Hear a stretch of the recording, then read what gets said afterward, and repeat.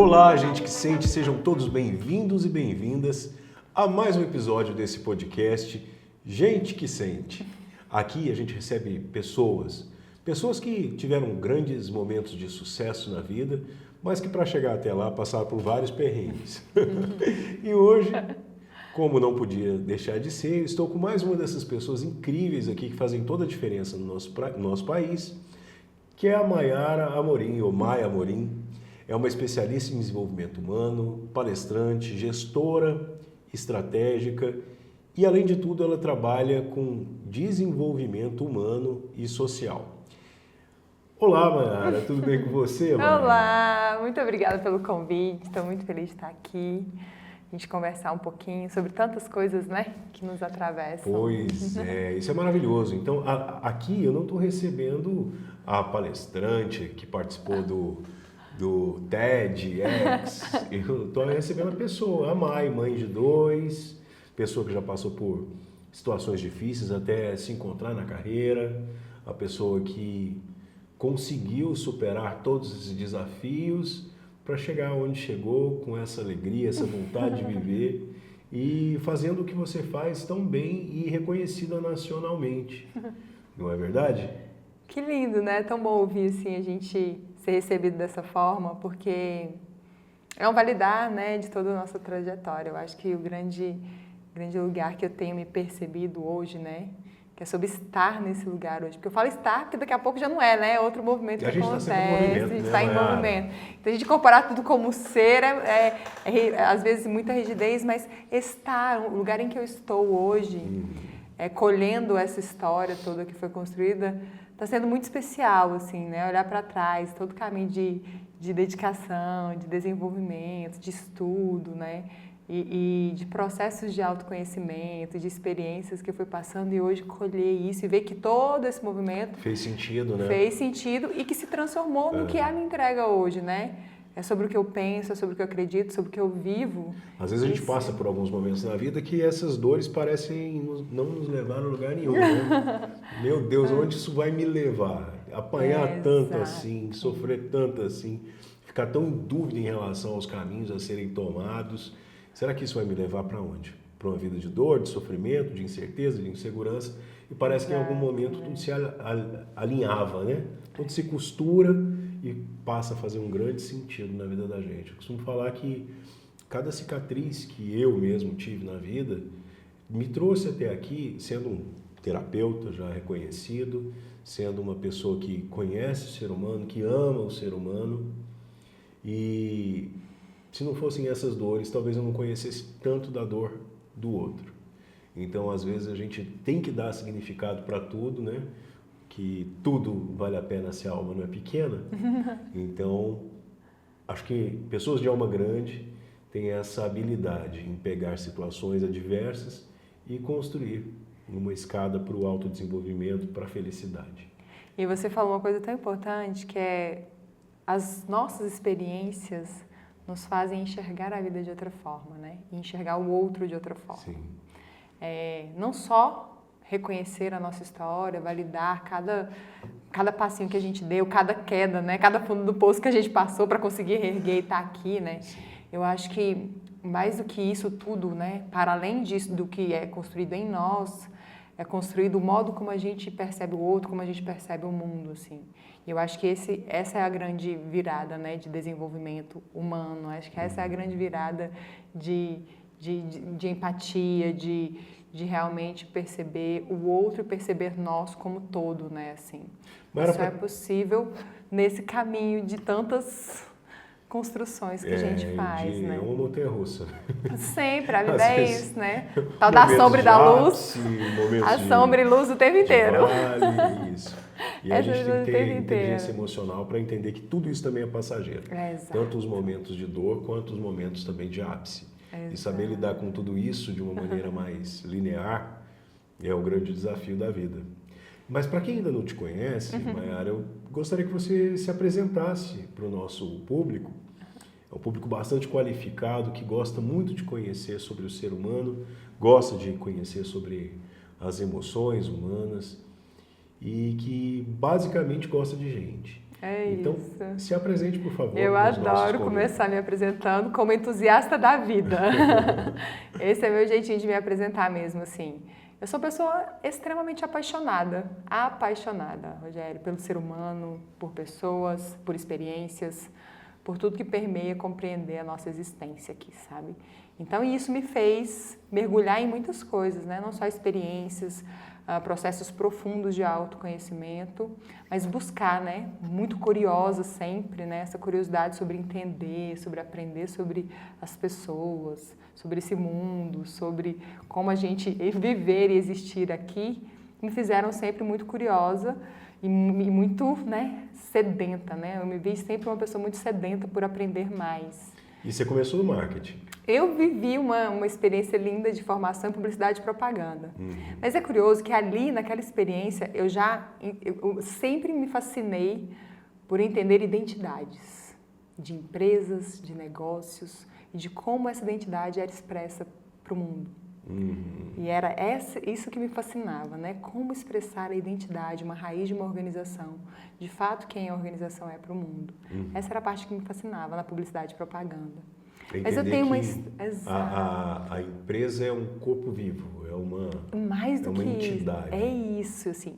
E que de fato o mundo perceba quem de fato a empresa é, né? Então, assim, e aí começam os trabalhos de organizar a casa para a gente entregar a casa para o mundo, né? Entendi. Olha como isso é uma metáfora sobre o ser humano, né? É sobre a gente organizar a si para a gente entregar quem somos para o mundo, né? Essa é a premissa do autoconhecimento. E aí você começou, né? assim, com branding? Era esse o movimento, mas eu tenho uma história de empreendedorismo também, uma história de mergulho na parte de comercial, né? Eu fui gestora comercial por muitos anos, eu me entendo vendedora desde que eu me entendo por gente, até papagaio voando, a gente brinca, né? Quando era criança, vendia desde sempre, né? Bolo de pote, então figurinha. imagina, desde os 13 anos, assim, eu vendo ativamente tudo que você pensasse, então... aquelas promotoras de antigamente aqui no estado de Goiás, que a gente fazia treinamento dentro das empresas de telecomunicação e que ficava de 2, 3 meses treinando e saía para a rua comercializando tudo, aparelho. Antes de chegar chip GSM no Brasil, imagina quanto tempo isso faz. Então, vendedora mesmo de tudo que se imaginar. E esse movimento foi ascendente, aí passei um tempo empreendendo de um negócio que se transformou, virou uma rede de licenciamento importante aqui. E depois voltei para o corporativo como gestora comercial. Era a Parada 21, que é um negócio de bebidas, que pegou um movimento aí de ascendência do consumo de cervejas especiais no Brasil. Imagine lá em 2012, 2013, né, quando estava ascendente o consumo de cervejas especiais no Brasil, a gente pegou esse movimento, transformou esse negócio e ficou lindo esse negócio. Hoje os meninos são importadores, né, desenvolveram um negócio, ampliou, ficou lindo. Assim. E você saiu desse negócio? E aí saí desse negócio e voltei para o corporativo como gestora comercial e passei por rádio. E quando eu encerrei o meu caminho no corporativo, eu estava gestora comercial da TV Goiânia Band, da Band aqui do estado. Foi quando eu estava cursando um MBA de gestão comercial e eu tive o primeiro acesso ao termo desenvolvimento do potencial humano. Maravilha.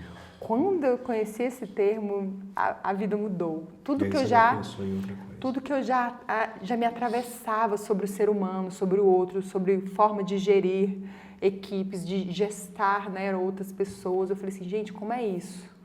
Como é que eu vou conduzir essas pessoas? Como é que eu vou atuar como líder aqui? E aí isso tudo foi me atravessando. Quando eu cheguei nesse termo, era um caminho de autoconhecimento.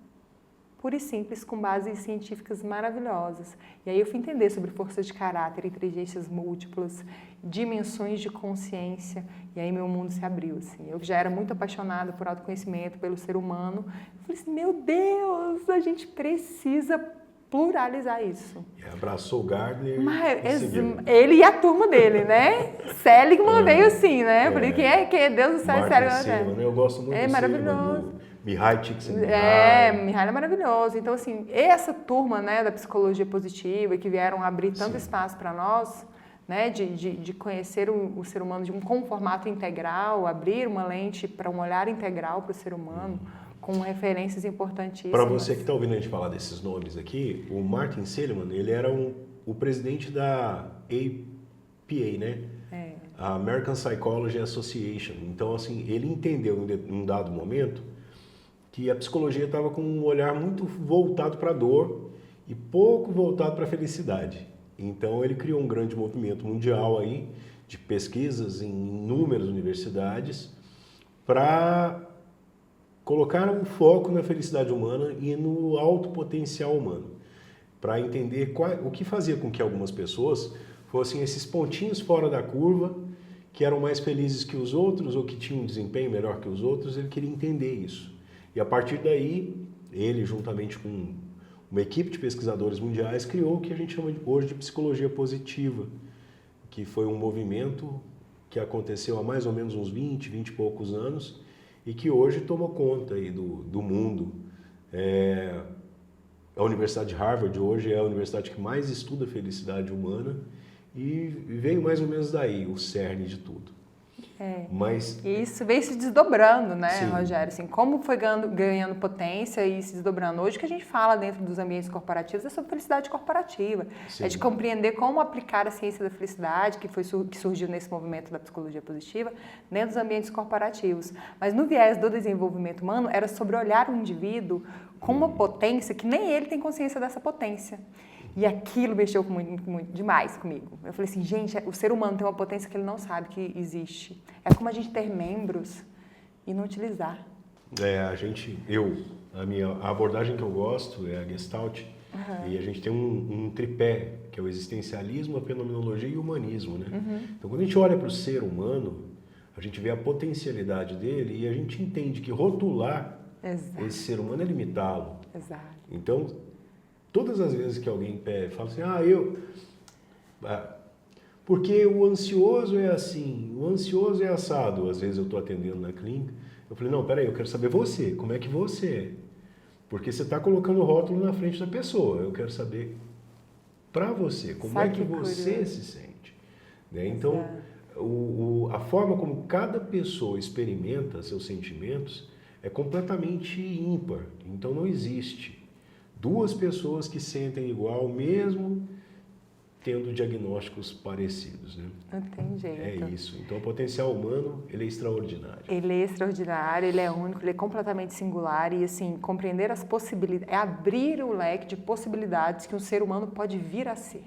Porque falar sobre o potencial é isso, é sobre o que esse ser humano pode vir a ser. É o vir a ser, não é o que ele é, porque ele está tomando consciência disso ainda. Mas olha só o que ele pode vir a ser.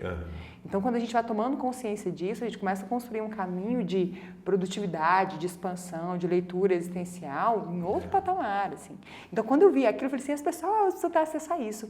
E aí eu fui mergulhando em muito disso, assim. Aí passei por liderança humanizada, num formato já com base em várias outras teorias que complementam a psicologia positiva, mas que surgiram delas, a própria teoria integral de Ken Wilber, né? Então, a gente vai surgindo, que vem como um mapa, né, pra gente ler e estruturar o ser humano a partir de toda a experiência e do que foi construído contextualmente. E é interessante que você saiu do marketing, foi para a área comercial e, de alguma forma, desembocou na psicologia, né? Exatamente. Eu sou uma fascinada, né, estudo por, não sou terapeuta, mas eu sou uma pessoa que é apaixonada por seres humanos. E nesses mergulhos, eu passei por várias abordagens, né? Então, assim, entender Jung, entender o próprio Enneagrama, que são caminhos de tipologias e que traçam padrões comportamentais e direcionam, às vezes, o que a gente acabou de falar, né? Que às vezes tem algumas abordagens que trazem como...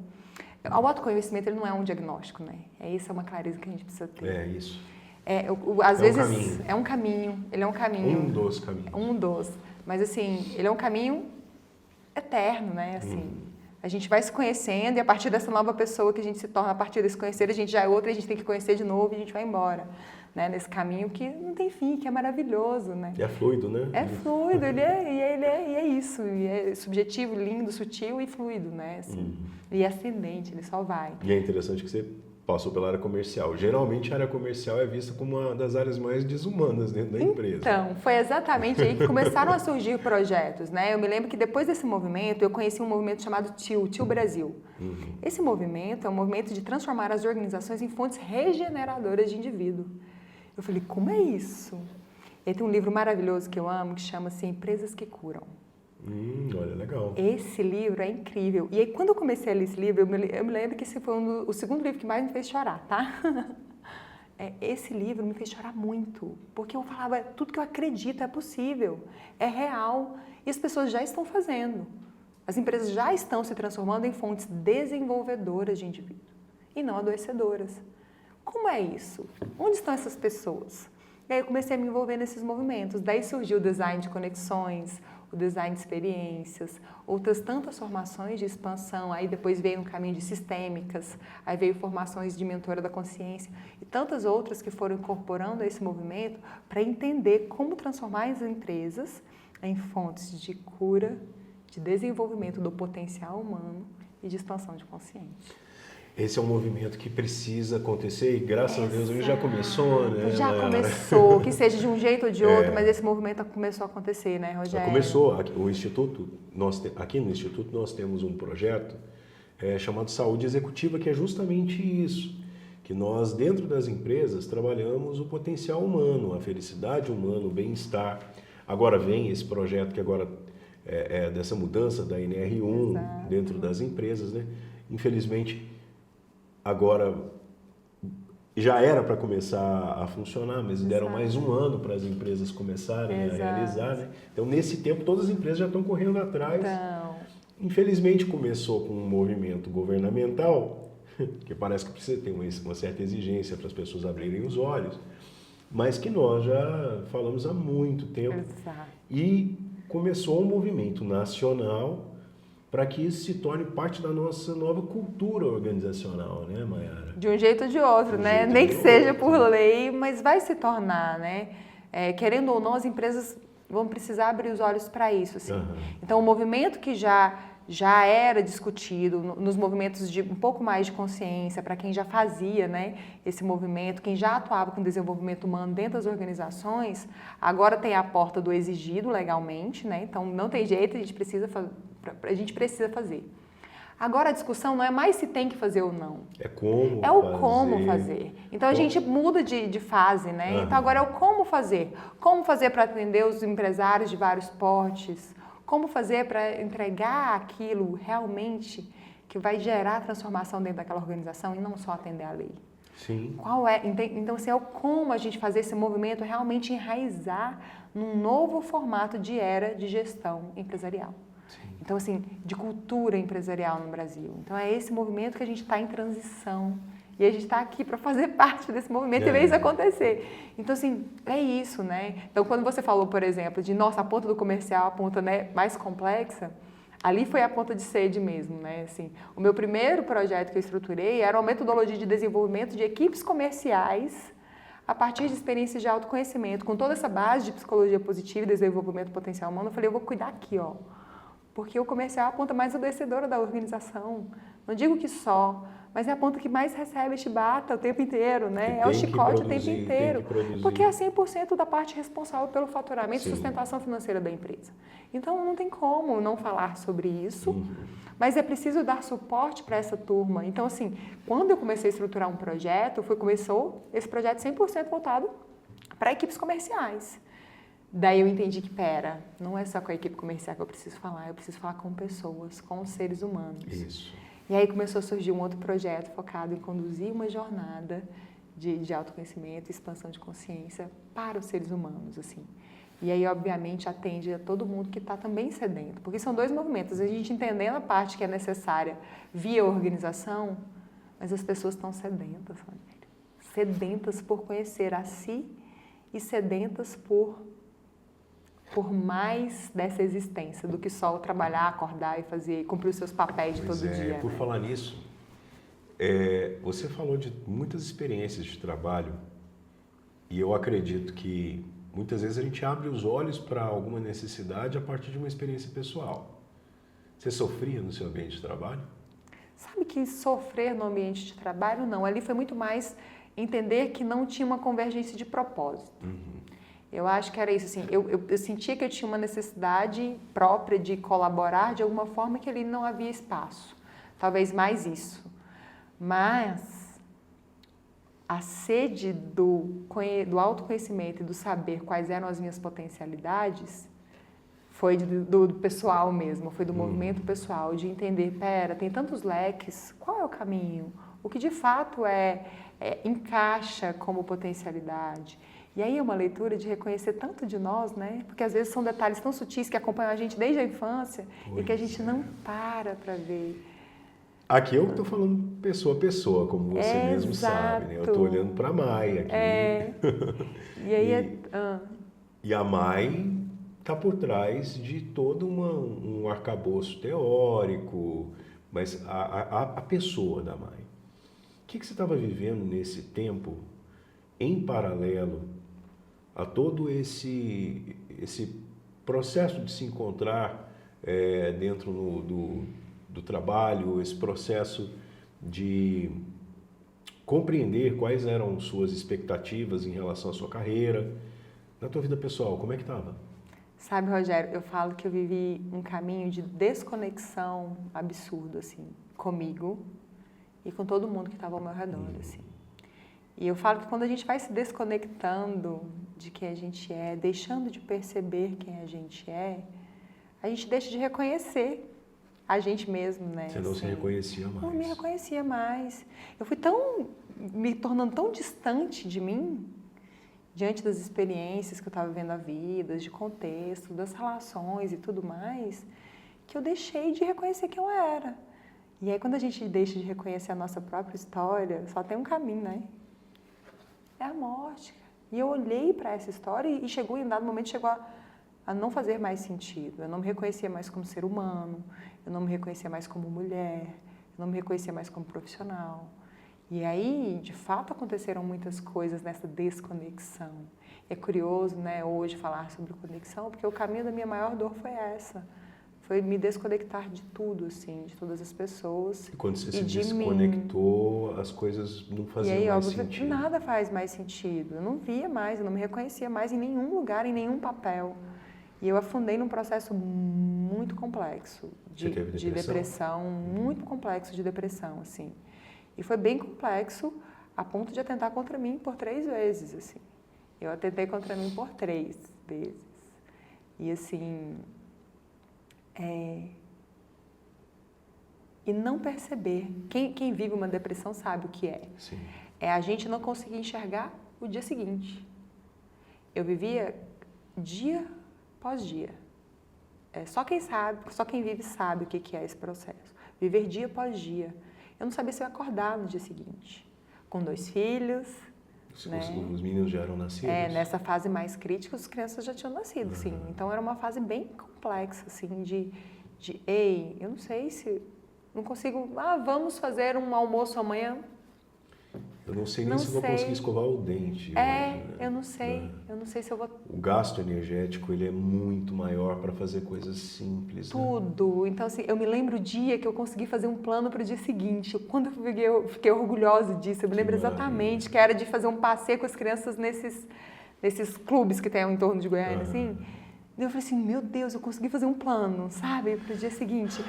Vamos. Era isso, assim, quando as retomadas de consciência foram acontecendo, assim. Mas nesse fundo do poço e diante do reflexo que eu estava vivendo, entendendo o impacto de todas as relações que eu estava vivendo e de tudo que eu estava vivendo, foi um acontecimento trágico que não foi comigo que aconteceu. Que nesse movimento toda a morte chegou, Rogério, mas ela não foi para mim. O meu irmão mais velho sofreu um acidente aos 37 anos, com a família toda dentro do carro. Ele faleceu. E quando ele faleceu, eu precisei dar foi um choque, assim, na vida, que eu falei, pera, olha só como você está vivendo. Você não está vivendo, você está existindo. Eu estava vegetando, né? Eu estava tentando sobreviver. Daí foi o ponto a gente fala de ponto de inflexão na vida, assim, sabe? Parece que a gente vai no fundo do poço e do fundo do poço não tem mais para onde cair, né? A gente nesse momento de dor, de angústia. E aí, quando eu parei e olhei tudo assim, então, eu estava vivendo uma vida de sobrevivência.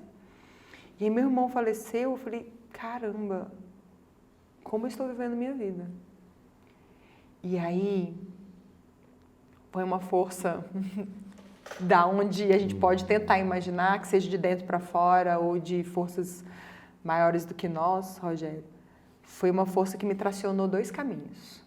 O primeiro foi um mergulho maior ainda no autoconhecimento. Então, eu já fazia acompanhamento, já estava em acompanhamento terapêutico. Eu já fazia acompanhamento terapêutico e tal. E aí foi um mergulho mais ainda em processos de autoconhecimento. E aí fui abrir abordagens.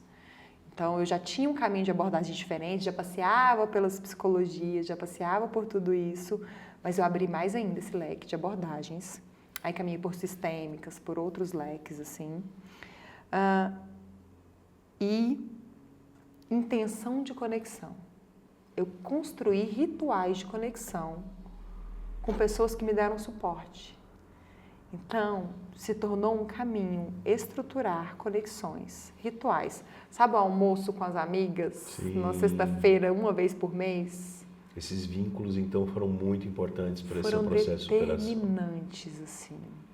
Então, ritualizar, uma vez por mês, sentar ali e naquele momento, são pessoas que a gente não, no dia a dia a gente não consegue conversar com os amigos, a gente não consegue, mas estabelecer aquele momento, estruturar aquele momento para que enquanto ele acontecesse, no instante que ele acontecesse, a gente pudesse se nutrir, foi determinante para conseguir ressurgir. Sim. E aí, junto com o processo terapêutico, eu fui entendendo, me fortalecendo e abrindo a consciência de tudo que eu estava vivendo para que eu pudesse tomar atitudes de dar outros passos, sim, que foram importantíssimos para mim. Então, quando eu tomei a decisão, por exemplo, de me separar, de dar outros passos que foram importantes nesse processo, foi assim, nesses 2 braços de intenção, de mergulhar de cabeça no autoconhecimento e de estabelecer rituais e experiências de conexão com outras pessoas que foram suporte para que eu possa me nutrir. E, em tese, parece que você tem que trocar o pneu do carro em movimento, né? Porque você está lidando com o luto, você está lidando com sua própria dor, com o processo de autoconhecimento e autodesenvolvimento, com essas relações sociais. Então, é necessário uma energia gigantesca para você conseguir fazer tudo isso ao mesmo tempo. Exato. Mas você conseguiu encontrar essa força. Mas foram muitas abordagens que me ajudaram. As terapias alternativas me ajudaram muito. Então, assim, quando eu digo que eu abri espaço para acolher várias abordagens, foi importantíssimo.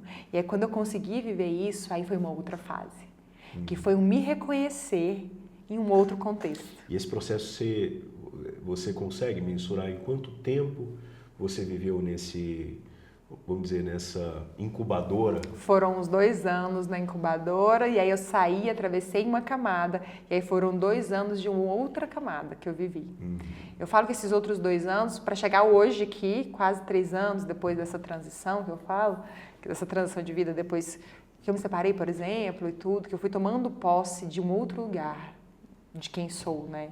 Que foi um tomar posse de liberdade de quem sou. É quase sair da caverna de Platão que a gente fala, mas sobretudo foi um tomar posse de quem eu era genuinamente, de liberdade estrutural, financeira, emocional, de vários aspectos, assim. Então, tomar posse disso tudo me fortaleceu para construir outras camadas, que foram essas camadas de validar o autodesenvolvimento, de validar os processos de conhecimento que eu estava expandindo para chegar nos caminhos profissionais de hoje. Que interessante. Então, as mudanças elas começaram na sua vida pessoal para depois atingirem esse âmbito mais profissional.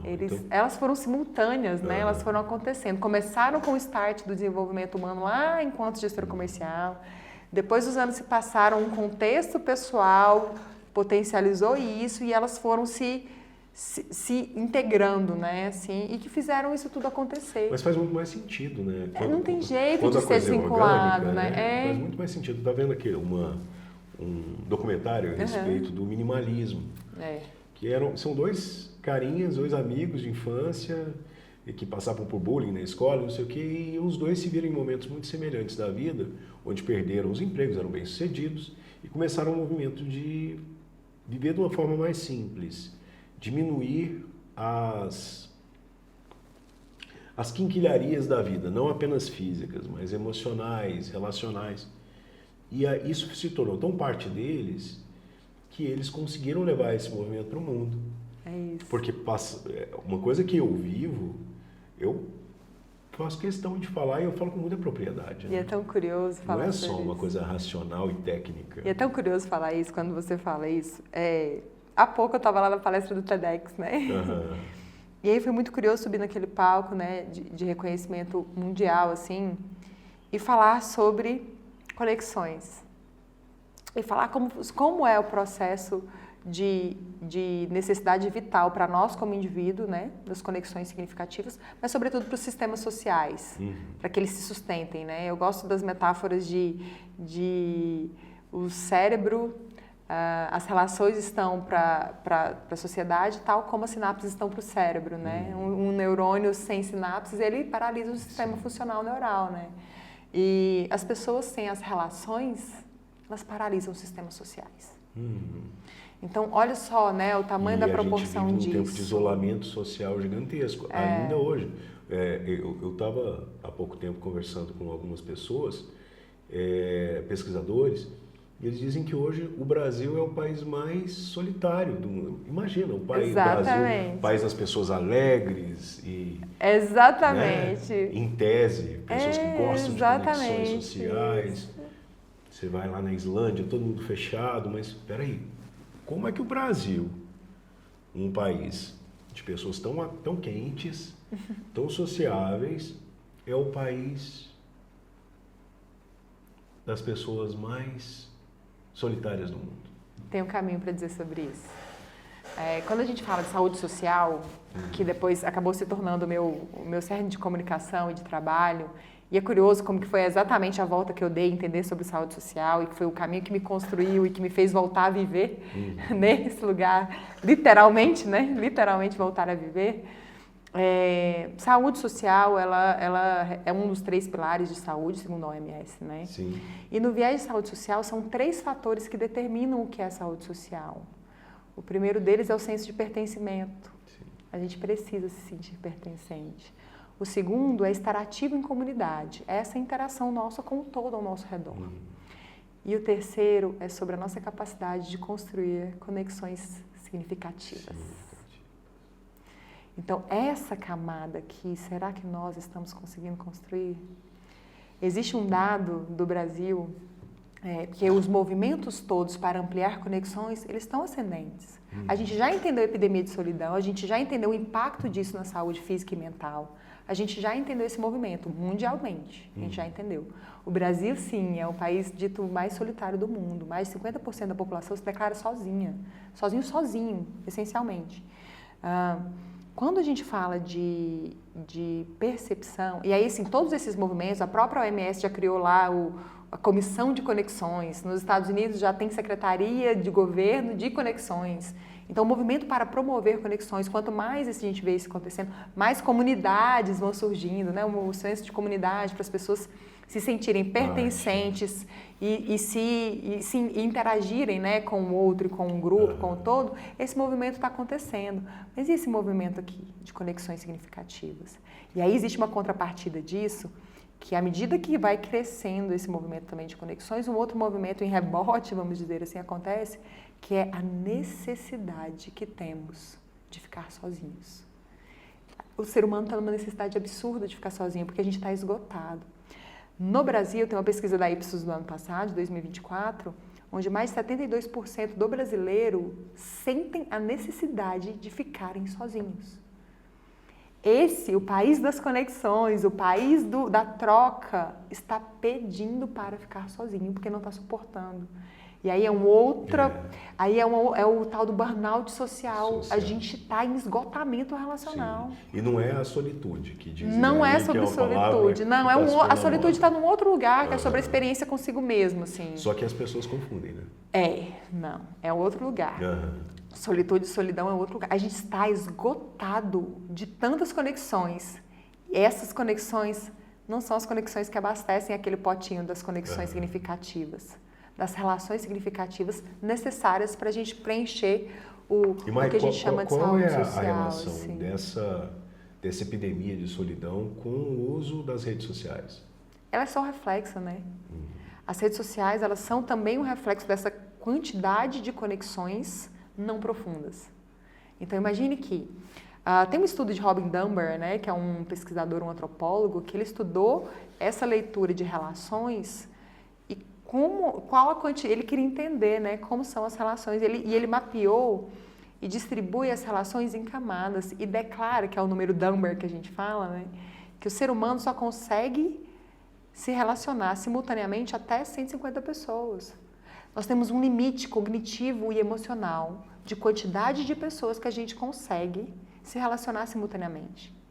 E aí o que a gente está fazendo é ampliando esse monte de conexões. Para milhares, milhões para milhares de e milhares, e aí a gente está chegando num esgotamento, onde a gente não suporta conexões. Sim. E essas conexões não abastecem um daqueles pilares, né, da saúde social. É o terceiro ponto. Só que a gente precisa desse terceiro ponto, senão a gente não está em saúde social. Então, olha só, quanto paradoxo, né? A gente precisa disso e como isso, a gente tem um limite cognitivo e emocional disso. Ele traz como 150 sendo o número geral de relações que a gente consegue sustentar, mas à medida que essas relações vão se aprofundando, esse número vai diminuindo. As relações próximas, que ele chama, são 50 pessoas simultaneamente. As relações dos amigos próximos e familiares são 5, são 15 em torno. Mas as relações verdadeiramente significativas, aquelas que são apoio emocional, aquelas que a gente consegue se mostrar vulnerável realmente, sendo quem a gente é, expressando quem a gente é verdadeiramente, são até 5. Então, imagina que a gente consegue sustentar até 5 relações plenas, onde a gente consegue expressar verdadeiramente quem a gente é e ter apoio emocional. O terapeuta entra numa dessas? Exatamente. Aí agora pensa comigo. Um desses já é o terapeuta, o outro já é o chat GPT, né? E aí, então é isso. Então olha só onde a gente está. Dessas 5, um já é o terapeuta, o outro já é o chat GPT, né? Que já está ali como íntimo. Então olha só onde a gente está. E aí à medida que a gente vai fazendo todo esse movimento, a gente só tem essa capacidade. Então a gente entende que não é sobre ampliar a quantidade de conexões. É sobre qualidade, mas essa qualidade, em que tanto? Se é só 5?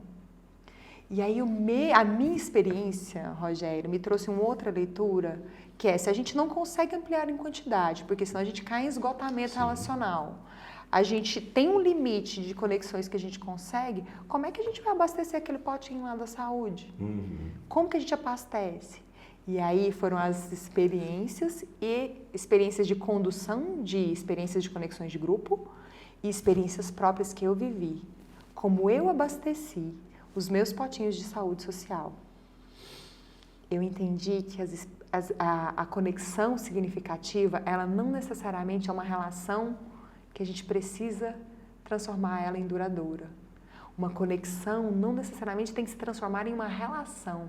Porque relação exige tempo, dedicação, entrega, intenção, compromisso. E aí que a gente começa a cair nos esgotamentos. Mas as experiências de conexão... Faz sentido. Elas podem acontecer aqui, ó, no instante.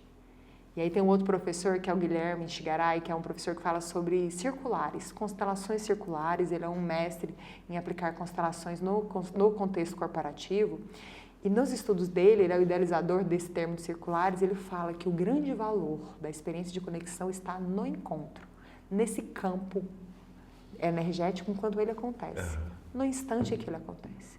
Não necessariamente ele vai continuar para daqui 5 minutos, mas enquanto ele está acontecendo, eu consigo abastecer inteiro e eu consigo abastecer. Essa troca, enquanto ela acontece, como essa que está acontecendo aqui agora, a gente consegue abastecer aquele potinho da conexão significativa. É maravilhoso. Eu já tive essa experiência uma vez, até contigo mesmo, né? Semana passada. E eu saí abastecido da reunião que a gente teve. Exatamente. Cheio, assim, cheio de energia, energizado. É isso, nutre a gente. E como se tornar essa pessoa energizada que energiza o outro? Eu acho que Porque às vezes a gente já chega assim tão esgotadinho que a gente parece que tem pouquinho para dar para o outro, né? Engraçado que não necessariamente a gente precisa chegar com muito para dar, mas quando a gente está com o outro, a gente está. Né? Eu acho que esse faz a diferença.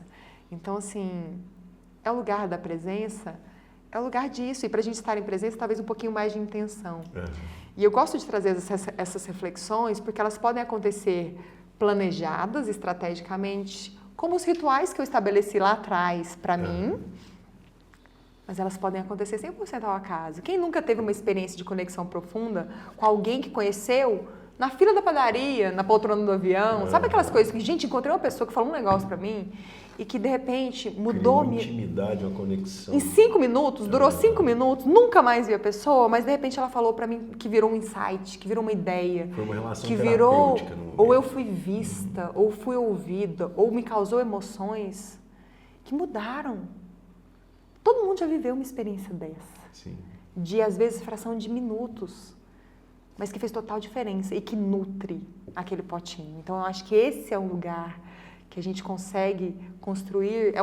Esse é o lugar que eu percebo hoje como caminho de conseguir viver experiências de conexão para abastecer aquele potinho lá da saúde social, sem necessariamente a gente precisar cair em esgotamento relacional, em um burnout social.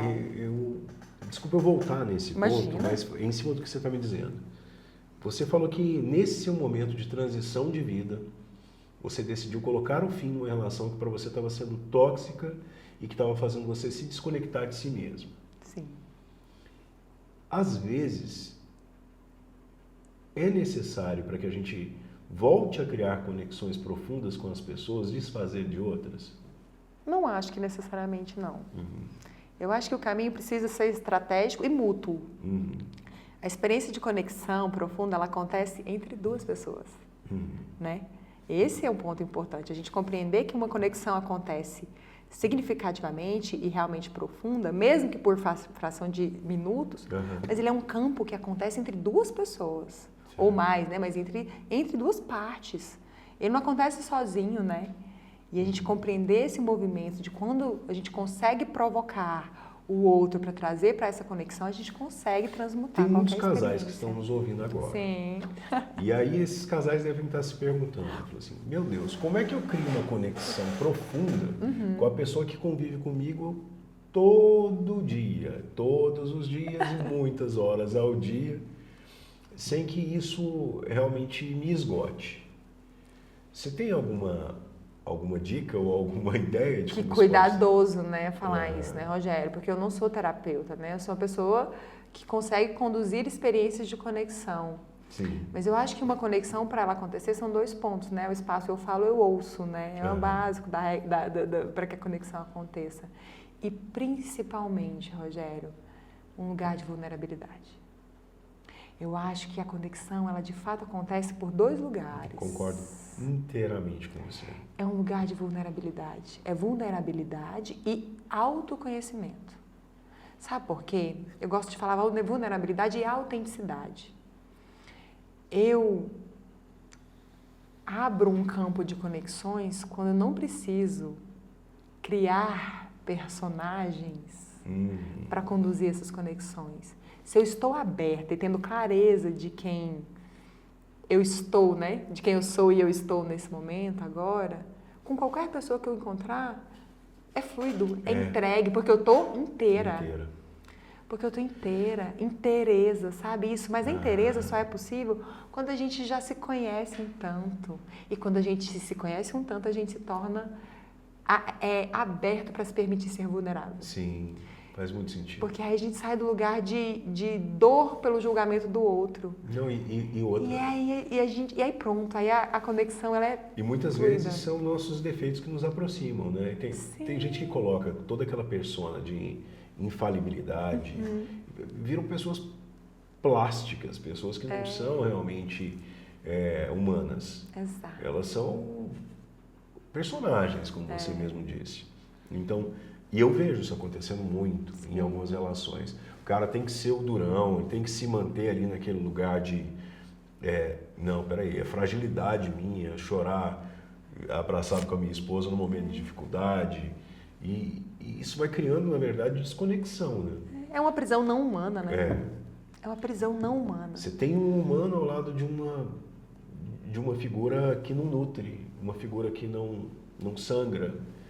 Aí é muito complicado, porque senão viram relações meio que... Vira um jogral. É minha vez de falar, é sua vez de falar, a gente está falando sobre coisas e não sobre a gente. Não abre espaço para o campo de fato acontecer, Exatamente. né? E é tão cuidadoso, né, falar sobre isso, porque são tantas camadas, porque às vezes a gente está, né, nesse movimento de troca, a gente está inteiro e o outro não consegue estar, mas às vezes só porque ele não consegue, né? Então, assim, às vezes não é nem não intenção do outro não estar, é só porque ele não consegue, porque está num limite emocional que ele não consegue acessar as próprias vulnerabilidades. Então, assim, às vezes é falta isso. Educação emocional, né? Então, mas é isso, assim, então, assim, e aí a gente pode ir embora por várias camadas, que é que tanto desse outro que ele não consegue acessar, que é o que sustenta, né? É aquela premissa de qual é a dor que qual é a dor que sustenta o prédio inteiro, né? Então a gente não sabe. Porque às vezes esse outro acessar essas vulnerabilidades é o que vai destruir ele inteiro. E ele não... Às vezes o eixo é a própria dor. Exato. Então, o quão cuidadoso é o ser humano, né? Então, a gente entrar nesse lugar. Esse próprio professor, o Guilherme, que eu comentei, Shigaray, ele traz uma premissa de princípios de relações autênticas, né? E dentre essas camadas desses princípios, são 7, ele fala sobre empatia, compreensão, compersão, compaixão, maravilhamento, que é esse lugar da gente olhar o outro e, meu Deus, olha esse ser, né? Independente de aspectos afetivos, mas é do aspecto de maravilhar, de compreender a dimensão que o outro é. Essência ali, né? O outro é divino. Aí depois o outro lugar é esse reconhecer do divino, é uma reverência que a gente fala. O outro ser humano é um ser divino. E é preciso a gente olhar ele nesse lugar. A gente chama isso de teofania, né? Dentro dessa compreensão da teofania, é mais do que a empatia, é mais que a biofilia, não é só o amor à vida, não é só o amor à pessoa que o outro demonstra ser, mas o conceito de teofania traz o seguinte: tudo que move é sagrado, mesmo que não move é. Né? Porque se ele é algo, ele já é nesse todo aqui. E esse sentimento de sacralização do outro faz com que o outro seja visto com muito mais respeito, potência, grandiosidade, né? E é o que vem para depois disso é mistério, porque a gente não sabe o que pode emergir desse outro. Olha que lindo que é isso. É maravilhoso. É lindo a gente olhar o ser humano dessa forma. Então, quando a gente se coloca vulnerável, a gente consegue acessar esse ser humano e fica nesse lugar aqui, ó. E aí o que surge dessa troca é só nutrição. É lindo isso. O ser humano é lindo. Eu acho lindo ver seu sorriso de amor falando sobre isso. É maravilhoso. Sabe, às vezes falta na gente esse encantamento pelo outro ser humano quando a gente vê as mazelas do outro ser, né? Então, assim, esse olhar belo e cheio de teofania, como a gente disse aqui, a respeito do outro, muitas vezes ele é confrontado pelo mal que a gente percebe no mundo, de que o homem é o lobo do homem.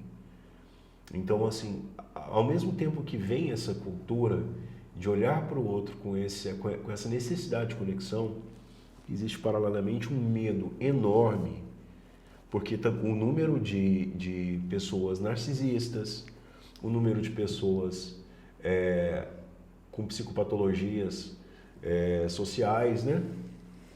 Então, aumentou drasticamente. Eu tenho conversado com muitos terapeutas e psiquiatras nesse sentido. Há um estarrecimento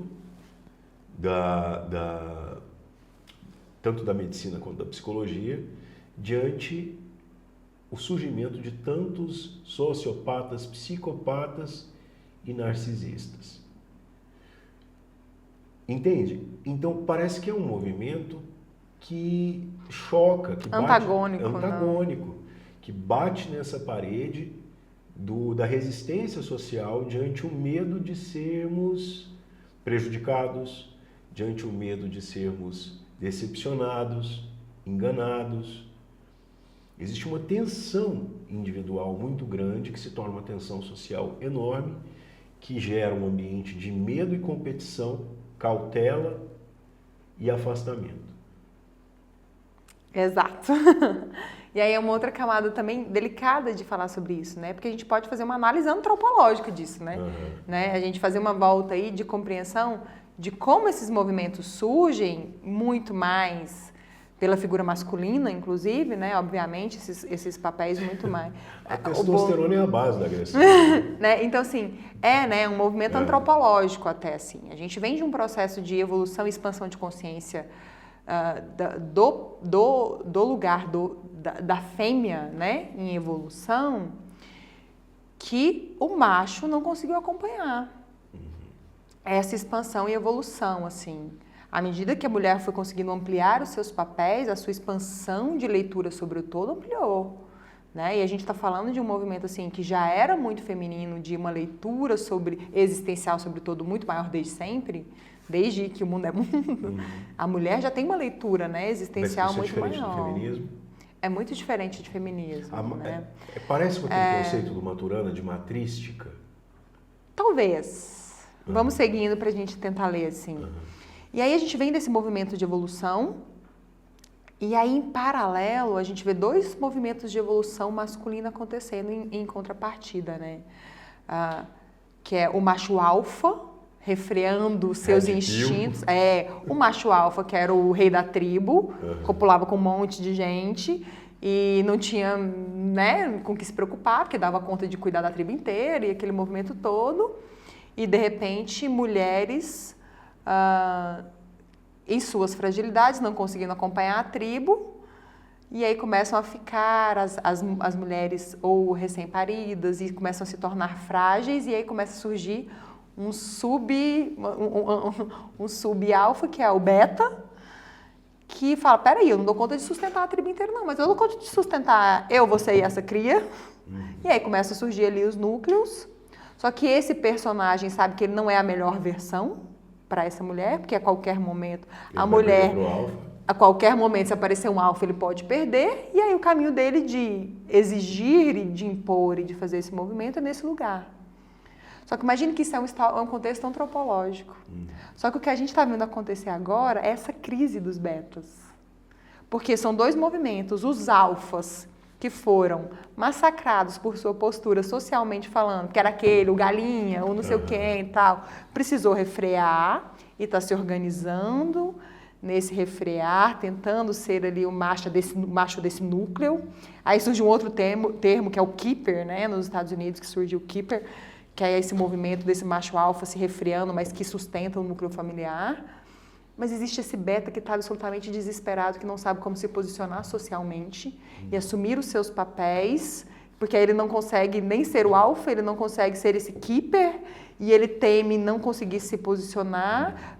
A mulher instintivamente é hipergâmica, né? E aí a gente já está aqui num lugar onde a mulher tomou posse de não viver mais em contextos nenhum de violência e começa a compreender que, peraí, eu não preciso mais sustentar isso, eu consigo me sustentar minha prole sozinha, eu não preciso de nenhum papel. E aí vai embora, e aí a resposta oposta disso é essa: meu Deus, que desespero, como eu lido com isso? É com violência, para eu sustentar essa pessoa que eu preciso impor um poder, porque eu não consigo mais por conexão, atração, né, de instintos. Eu preciso impor por poder. Então é um outro lugar. E aí a mulher não aceita, e aí vira um grande caos, que é o que a gente está vivendo. Uma confusão assim. de papéis, uma confusão de instintos refreados. E aí, por outro lado, é um outro movimento que está acontecendo, que a mulher está esgotada.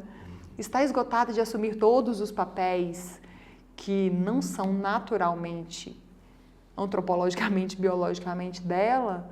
E a gente brigou por tantas coisas, mas na verdade foi o nosso movimento de sobrevivência, né? Só que aí a gente, em um dado momento, perdeu a mão do que era sobrevivência e quis abraçar um monte de coisa que não era nossa. E aí agora a gente está num estado de esgotamento também.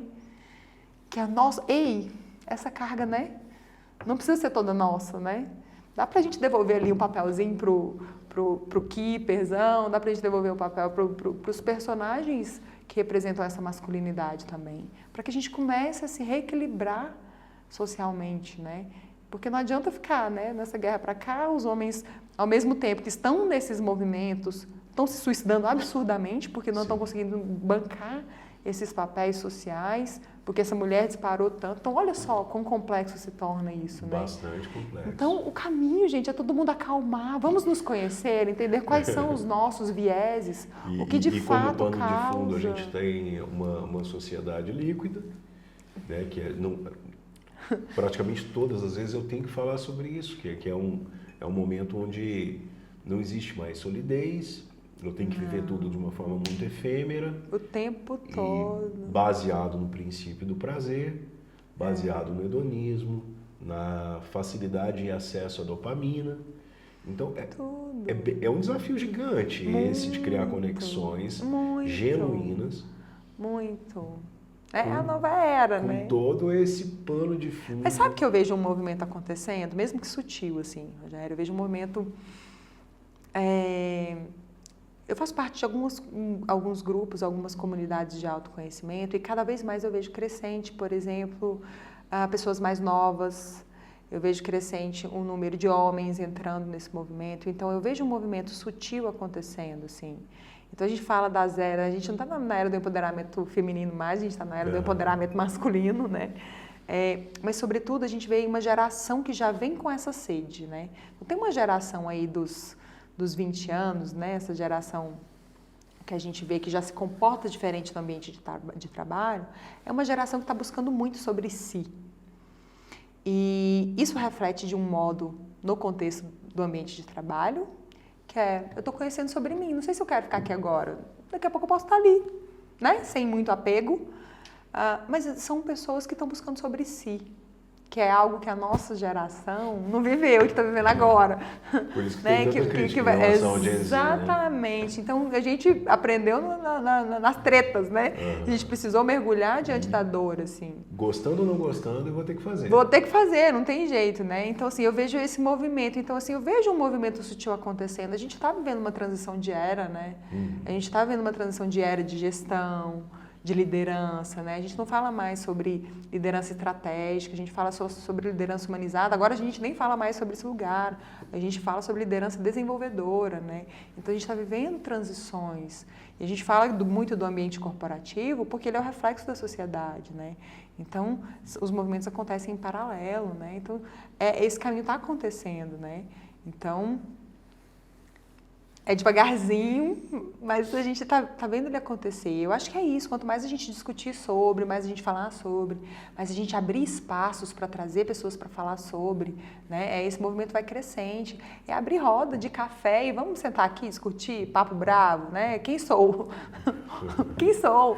Para onde vou? Para onde vou, né? E é isso, assim... quanto mais a gente abrir espaços, né, socialmente a gente vai construindo uma estruturação maior do que essa sociedade que está se formando, né, assim, agora, está em total... Eu percebo um sentimento de desorientação muito grande. Muito. Em boa parte das pessoas com as quais eu converso, sabe? Antes eu tinha um norte, agora esse norte parece que foi se perdendo. Então, parece que quando a gente desconecta essa pessoa do grupo, que a gente desconecta, essa pessoa se torna individualista, ela vai ter em um dado momento, as coisas que ela faz vão perder o sentido mesmo. Então antes a gente tinha lá os grupos, eu faço parte do grupo da igreja, eu faço parte do grupo comunitário, você tem um grupo de amigos do futebol. Então são pequenos grupos nos quais eu vou me sentindo um pouco parte de cada um deles. Né? Hoje, você avalia de uma forma macro que falta esse sentimento de pertencimento, porque mesmo nesses grupos existe uma heterogeneidade muito grande. Sabe quando você fala de pertencimento, me traz esse reflexo desses grupos? Uma leitura que eu faço sobre pertencimento por trás desse pertencimento precisa existir algo chamado autoconhecimento e autenticidade. O pertencimento, para mim, está diretamente relacionado à autenticidade, porque quando a gente a gente tem a clareza do que se é e a gente consegue expressar isso para o mundo, a gente se torna menos dependente desses contextos. E aí eu acho que aí que é o viés que a gente precisa chegar. Porque a gente está fazendo parte de um monte de grupos. E está sozinho do mesmo jeito. Sim, do mesmo jeito. Que é aquele reflexo que a gente falou no começo, assim. E aí a camada por trás disso é a autenticidade. Porque todos os grupos refletem papéis. E quando eu tiro todos eles? Quem está por trás? É o autoconhecimento. Então, assim, tem Quando eu estou sozinha, eu não sei quem eu sou. Exato. E aí, talvez, aí surge a necessidade da solitude, que é a pessoa tentando se encontrar nela mesma, assim. Que é muito valoroso isso, né? Assim. Mas muitas vezes, quando eu saio dessa solitude, eu volto para um lugar de entretenimento para fugir. Aí é fuga. Mas quando a gente constrói um caminho de autoconhecimento, por isso que a decisão, decidir estudar, decidir entrar em si, é a intenção, a gente precisa. Que não tem como a gente dar uma dica, né? De como... porque como se autoconhecer. Porque as pessoas são diferentes. Mas cada pessoa vai encontrar a sua abordagem, sua forma. Às vezes tem gente que é no retiro, às vezes tem gente que é dentro do setting terapêutico, que eu acho que é essencial hoje para existir. Não tem como existir hoje sem fazer terapia. Não tem. Então, assim, as pessoas ainda estão questionando se fazem ou não. Não entenderam ainda. É pré-requisito, sabe? A feira do mês tem que estar ali no meio. É pré-requisito existencial hoje. Para existir hoje tem que ter terapia. E para qualquer caminho de autoconhecimento, para além disso, são complementares. Sim. E aí vale cada pessoa entender, desde a sua abordagem que traga afinidade ali no setting terapêutico até fora, né? Então, assim, eu sou uma pessoa que passei por todas, que você imaginar. Fiz tudo, assim, né? De ayahuasca a centros de oração, todos os caminhos eu fiz, assim. Então, é isso, assim. Então, a gente dá espaço para entender qual é o nosso caminho. Acho que o primeiro lugar é esse, assim. Mas eu gosto muito dessa leitura de autenticidade, porque, sabe a Vera Lúcia Galvão? Sim. Pronto, maravilhosa.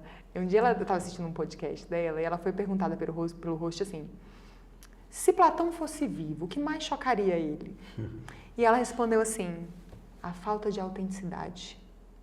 As pessoas não sabem quem elas são para além dos papéis que elas exercem. Faz muito sentido. Se eu tiro a profissão, a pessoa não sabe dizer quem ela é.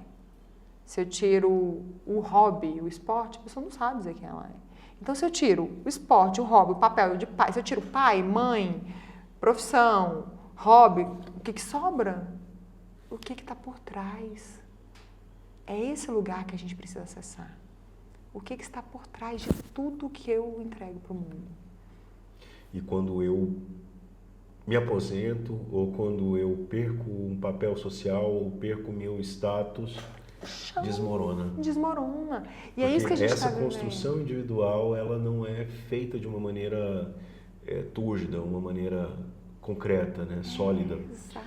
Eu costumo falar que a autenticidade é ser quem se é, sabendo a dor de ser e ainda assim escolher indubitavelmente ser. Exato. Em todos os contextos, em todos os ambientes, para todas as pessoas. Não é assim, eu sou desse jeito mesmo. Peraí. Não é arrogância, isso, é outro lugar. Não é assim. Não é diagnóstico, não é arrogância, não é. E ser quem a gente é traz sim dores, traz sim julgamento, mas quando a gente realmente se reconhece, não tem jeito de ser de outro jeito. Não. E aí, se o outro não gosta, poxa... Mas assim, o que a gente precisa entender é que são dois lugares, assim, não é tomar para si como assinado em pedra, que é aquilo que eu falo. Autoconhecimento não é diagnóstico que a gente assina em pedra, e é isso. Não é. É sobre a gente entender, é sobre a gente ler quem somos e traçar caminhos de melhoria sobre quem somos, sobre as nossas versões. Só que isso não quer dizer sim o tempo todo. Não, é sobre isso. É sobre a gente, olha, eu sei quem eu sou, eu sei quais os padrões que eu tenho, o que posso fazer com isso? Como posso melhorar nisso? O que posso fazer no processo de evolução? Como posso mudar a minha lente, né? Que a gente fala de dimensões de consciência, como as lentes, como a gente percebe o mundo. Como é que eu saio dessa lente aqui de poder ou de progresso para uma lente de contribuição? Como eu faço? Mas é isso, são os autoquestionamentos que a gente faz. Mas sabe de uma coisa que quanto mais eu falo que o processo de autoconhecimento ele é lindo, e ele é único, e ele é, não diria solitário, mas ele é muito solitário também, que a gente vai vivendo muito disso. Mas a gente consegue se autoconhecer sozinho, e é importantíssimo nessa fase, até um ponto. Porque depois de um ponto, para a gente expandir mais sobre quem somos, a gente precisa do outro. Eu acredito que sozinho é muito difícil a gente se conhecer. Não, Não, é isso que eu tô te dizendo. É verdade. A gente vai até um ponto. Depois disso, a gente precisa do outro, não tem jeito. Né? Seja na terapia, seja na troca ali que a gente estava falando de conexões. É o outro que vai trazer notícias pra gente de quem a gente é. Não tem jeito. A gente só é em relação. Só em relação. O sujeito passa 5 anos isolado no monastério no Tibete, meditando ali sozinho, meu Deus, quase cheguei ao Nirvana. Ele desce desse monte do Tibete, aí alguém quase atropela ele, buzina, filho da mãe! É tipo isso. Peraí, quem você Qual é? é o processo evolutivo? Quem você é? Peraí, quem você é em relação ao que te confronta? Quem você é em relação ao que faz com que você se veja frágil? Quem você é em relação a alguém que te diminui? Quem você é em relação a alguém que você ama e não te ama de volta? Exato. Então, esse processo de conhecimento acontece de pessoa a pessoa. Sim, sim. É necessária a troca, né? O elaborar sozinho é importante, mas é necessária a troca para que as notícias venham. Porque sem as notícias, não tem jeito da gente passar para a próxima fase. Não tem como evoluir mais. Eu me conheço sozinho, mas em relação eu não me conheço. Exatamente. E é só na relação vivendo que a gente consegue se conhecer. E teu projeto vai muito nesse lugar, né? De ajudar as pessoas a criar essas conexões de uma maneira saudável, né, mãe? Exatamente. É construir experiências de conexão. E, paralelo a isso, é a jornada, né? Que é um outro projeto, que é o de dar espaço para a pessoa conhecer todas as suas potencialidades, para que ela consiga mergulhar em si e depois tomar posse de quem ela é para se expressar para o mundo. Aí é um caminho de autenticidade, expansão de consciência, que acontece em paralelo ao movimento das construções. Que massa! E como é que você passa isso para os seus meninos? É delicado, né? Que com os filhos é lindo quando a gente olha para os filhos, a gente vê tanto de nós e o oposto de nós, né? Assim, nos dois, assim. Eu tenho versões de mim tão claras nos dois, assim, porque o Theo de 7, ele é esse ser profundo, denso, um escorpiano, nato, assim.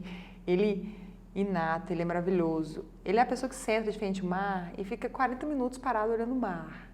Ele chega e traz discussões para mim, assim, ele para, elabora, eu já sei que vem alguma.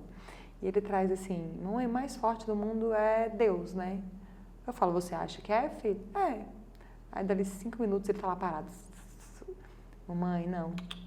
O mais forte do mundo é o amor. 5 anos. Então, assim, ele traz reflexões e observações e falas densas e profundas, né, já. O Noah, essa versão que conversa e sorri, entrega amor a todo mundo, que assim, então eu vejo muito de mim no Theo, assim, e de como eu dou espaço para ele apresentar esses lados dele, assim, de profundidade. Então o Theo faz desenhos com significados. Eu tenho uma tatuagem aqui que foi um desenho de Theo, que ele me desenhou em cima de uma prancha, que eu amo, né, todo movimento de esporte na prancha. Ele me desenhou em cima de uma prancha, segurando 2 corações nas mãos, e tinha desenhos de ondas grandes e pequenas. Eu falei assim, filho, explica para a mamãe esse desenho.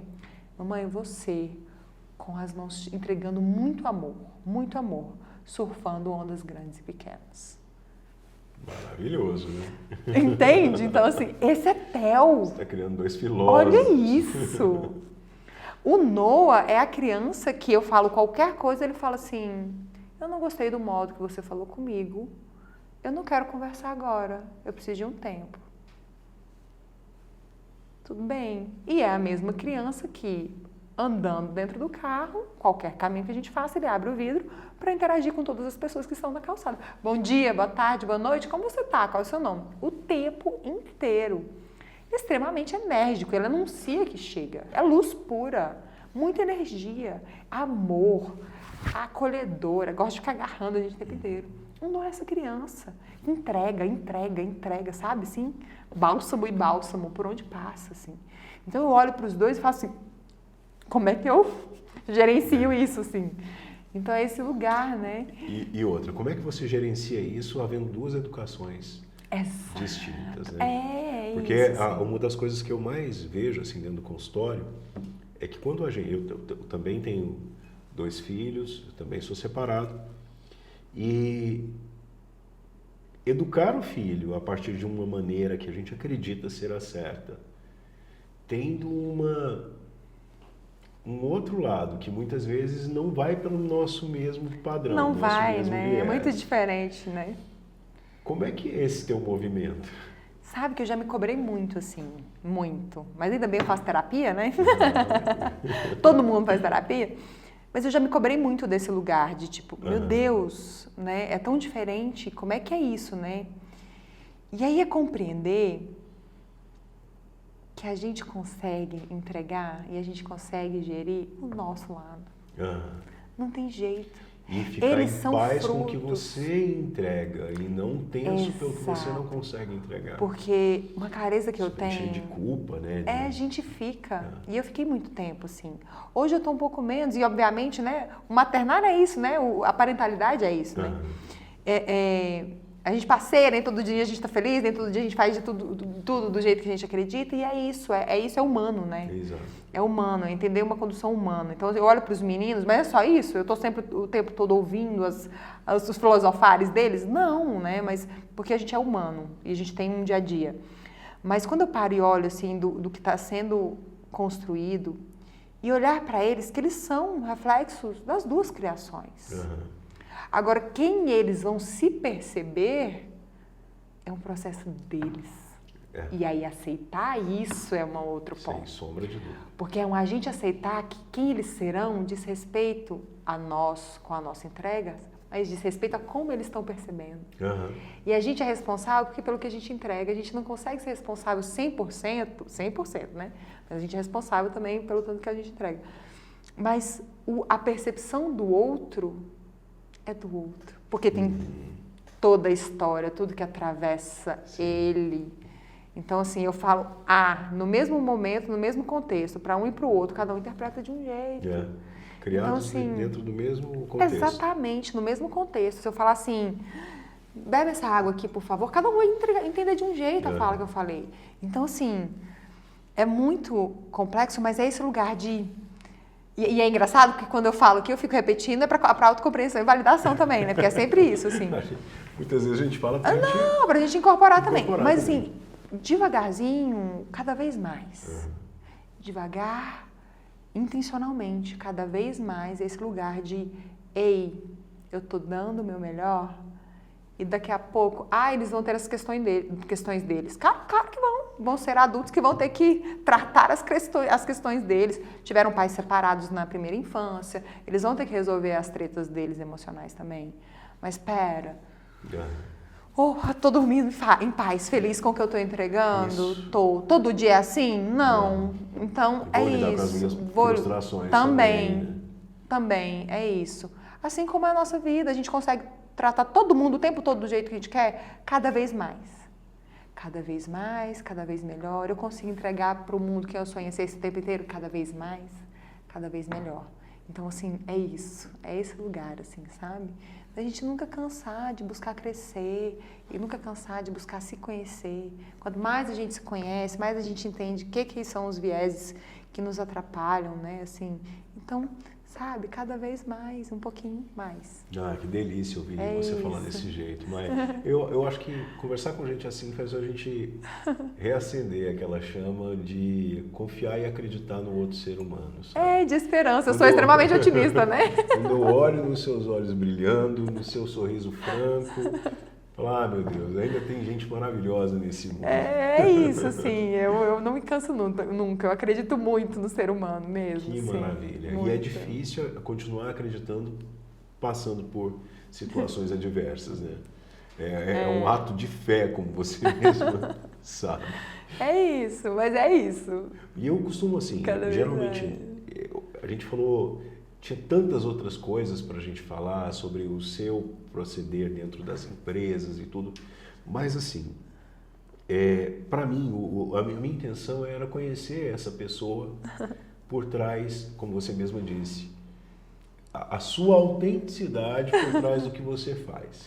Né? Exato. Quem é a Maia atrás dessa profissional incrível, dando palestra no TEDx São Paulo. E para mim essa pessoa é o reflexo de quem você é. E eu gosto de conduzir o podcast para trazer algumas experiências de ensinamento para quem está nos assistindo, para a nossa audiência. Hoje, se você pudesse dizer assim, para nossa audiência, quais foram os momentos de maior dor, qual o momento de maior dor que você viveu, o que você fez para superar e o que você tirou de aprendizado que pode ser repassado para os demais? O que você diria? Eu acho que assim, eu até citei eles aqui, né? Foram agir de forma intencional para duas questões. É o caminho do autoconhecimento, mergulhe-se nele. Não é lindo o tempo todo, né? Tem suas dores, acessar quem a gente é, entender tudo que somos e de onde vem tudo que somos. Nem sempre é lindo, é doloroso, não é fácil, é preciso de coragem, mas é libertador. É libertador, o autoconhecimento é libertador. E o segundo caminho é, de fato, intencionalmente, estabelecer caminhos de conexão, rituais de conexão, experiências de conexão. Seja aqui, no almoço de quinta-feira, seja experiências grandes, de se permitir colocar vulnerável em contextos onde você possa conhecer um pouco mais sobre si mesmo e dar espaço para trazer notícias para o outro também. Então, eu acho que é isso, assim, é autoconhecimento e conexão, né? E muitas vezes, para você se autoconhecer, é necessário pedir ajuda. Sempre, né? Assim, eu acho que a gente ter a clareza de que existe um caminho que a gente não consegue construir sozinho, né? Hoje não é fácil, de forma alguma, né? A gente construir um caminho de autenticidade, por exemplo, sozinho. O caminho do autoconhecimento sozinho. Até porque existe um limite que a gente estava falando há pouco, né? Sozinho a gente vai até um ponto, depois desse ponto a gente precisa do outro, né? E às vezes até para começar esse movimento de autoconhecimento é preciso de ter alguém mais forte que a gente naquele momento para nos acolher. Que nos dê quero me autoconhecer, por onde vou? Pega na mão de alguém pega na mão de alguém e vai para terapia. Vai para terapia, por favor. Vai para terapia, mesmo, por favor. Nós temos um projeto chamado Todos Cuidados, onde as pessoas que estão nos ouvindo, que sentem essa necessidade de uma ajuda externa e às vezes pensam, eu não tenho condições de fazer terapia, você tem. Procura o projeto Todos Cuidados, que é um projeto que, assim, acessibiliza a terapia para todas as pessoas. Então, de acordo com suas possibilidades, você vai ter condição de fazer terapia. Eu costumo dizer que já está sendo quebrado esse paradigma de que só faz terapia quem é rico. Não, todo mundo já tem existe. Que fazer terapia. Todo mundo tem que fazer.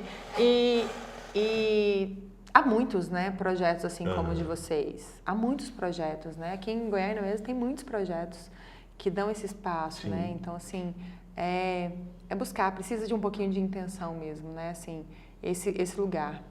E, paralelo a isso, buscar outras abordagens também, que às vezes afeiçoam, né?